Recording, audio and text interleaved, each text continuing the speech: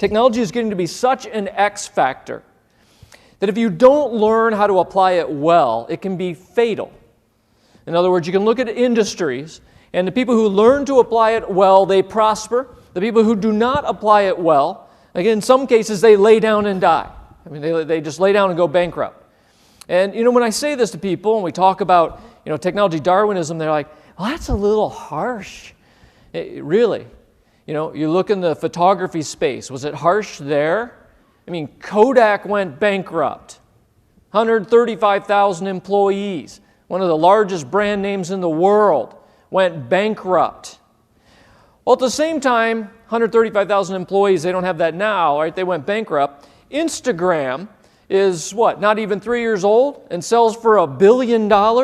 And how many employees did Instagram have, by the way? Who knows how many employees did they have when they sold for $1 billion? Close. Add 5 more to it. 11, right? So you're in the right scale. But I mean, think about that, the winners and losers. Or if we wanted to test out how old some of you are, how many people here got your picture taken by Olin Mills when you were young? Raise your hand. Raise it. Raise it. I want to see the hands. You're old. Okay? Because Olin Mills is gone. They didn't make the switch, right, in the photography world to a digital. Right? There are winners and losers. People will ask us sometimes, they'll say, dude, when you go into a company and you only got 10 minutes, what's the first thing that you look at to see, are they going to be excellent with technology? And for us, it really is looking at the executive team. We can sit down, talk to an executive team, the C-suite usually, for 20 minutes and ask some questions. And it becomes painfully clear whether they're probably going to be able to be excellent with using technology or not. And internally, we have this phrase, we talk about dead leaders walking. In other words, people who are in leadership roles, they're just not leading. I mean, they're managing. Right? They're herding things, they're managing, but they have no vision. And they don't have the courage to make the investments they need to make in technology. And so, to us, they're kind of dead leaders walking. They have a leadership position, they're just really not leading. That's what we see. And so you see it because they'll say things like this. Hey, Scott, we're making money. You don't understand. We hear this from bankers all the time, and we hear it in the insurance space all the time. Hey, we've been making money for 40 years. Did you not see our commercials on TV? I mean, we've been killing it. What makes you think we would go be the next Kodak? Really? Here's the deal.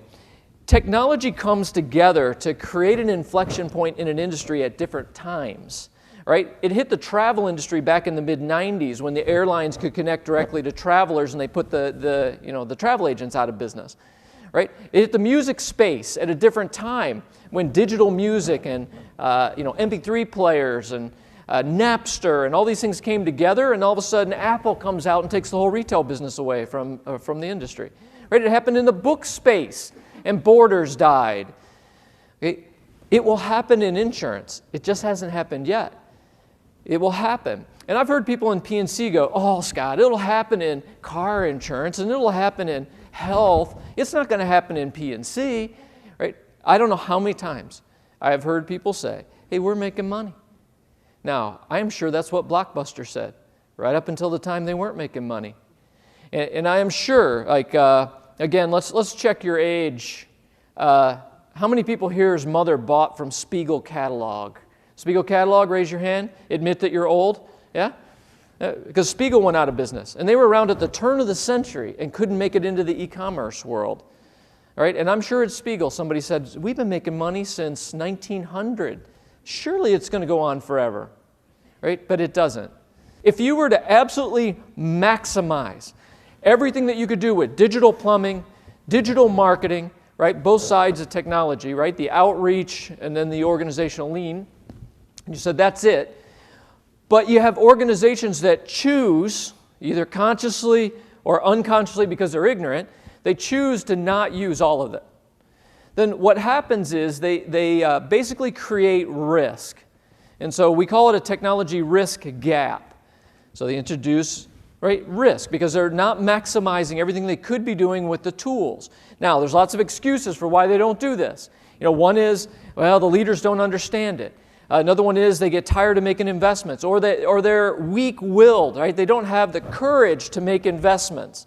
And so, we could look at being fantastic with data, for instance. And they'll say, well, Scott, we got databases, we got data warehouses, we got data marts, we're doing MDM, we got an ODS, right? They'll tell me all this kind of stuff. Right? But that doesn't mean that you're excellent with data. It means that you got like 60% of the way there. Right? So when you introduce these risks, you're risking things like, if you don't understand how to use digital marketing well, you might not know how to build a connection with your customers that is tight as maybe your competitors can do. Or maybe your products aren't as relevant. Why? Maybe you don't deliver your products on a mobile application the way you could or the way you should. And because you don't provide functionality at the point of presence, your products just aren't as valid as they could be. Or you're not getting as good enough employees, right? It's one of the things people don't think about is companies who choose to not be excellent with technology, the young A players, right? The 20-year-olds who are A players, they look at the world as, I could work for the Flintstones or I could work for the Jetsons, right? And I promise you they do not want to work for the Flintstones.